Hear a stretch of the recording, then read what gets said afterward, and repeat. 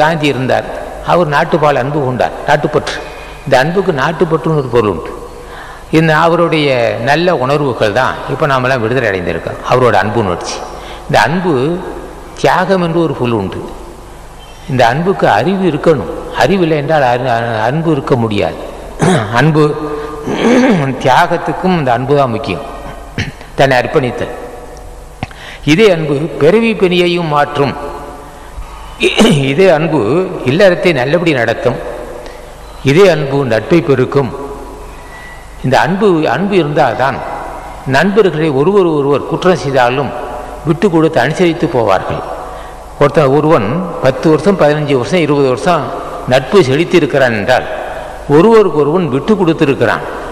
இவன் கோபமாக பேசும்போது அவன் விட்டு கொடுத்துருக்கானா, அவன் கோபமாக பேச இவன் விட்டு கொடுத்துருக்கான்.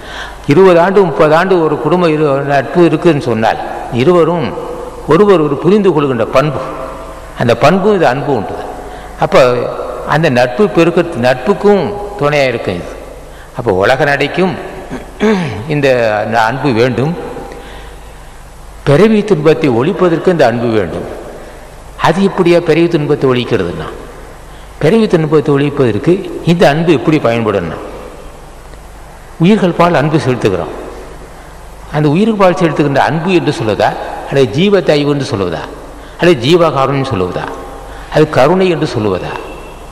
அப்போ கருணை, ஜீவத்தைவு, ஜீவகாருண்யம், அன்பு. ஆக இந்த அன்பு உணர்ச்சி தான் உயிர்கள் பால் கருணை அன்பு செலுத்துகிறோம். அன்பு செலுத்தும் போது அங்கே அந்த உயிர்கள் எல்லாம் வாழ்த்துது. மனிதனாக இருந்தாலும் சரி, மற்ற ஜீவராசி இருந்தாலும் சரி, அந்த எல்லாரும் வாழ்த்துகிறார்கள். புண்ணியவான் நல்லா இருக்கட்டும் அப்படின்னு நினைப்பார். எல்லா மக்களும், ஆண்களும் பெண்களும் நல்லபடி இருக்கட்டும், நல்லா வாழட்டும், நல்லபடி வாழணும் அப்படின்னு நினைத்தால் அவருடைய இயல்பு எல்லா மக்களிடத்திலும், எல்லா ஜீவராசிகளிடத்திலும் தலைவன் இருக்கிறான். எந்த ஜீவராசி என்று கணக்கில்லை. எறும்பு முதல் யானை வரையிலும், புள்ளியமான் முதல் முயல் வரையிலும், பன்றி வரையில் எல்லா ஜீவராசிகளிலும் கடவுள் இருக்கிறான்.